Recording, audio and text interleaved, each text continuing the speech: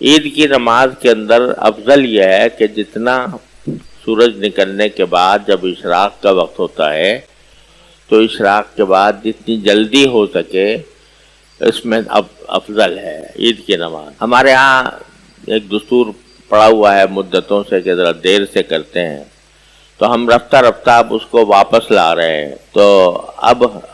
وقت مقرر کیا گیا ہے اس مرتبہ 7:30 بجے اور میدان کے اندر ہوگی۔ عید کی نماز کے لیے بہتر اور مستحب یہی ہے کہ مسجد کے بجائے میدان میں ہو۔ پہلے ہم میدان ہی میں کیا کرتے تھے، لیکن پچھلے چند سالوں میں کچھ اعذار کی وجہ سے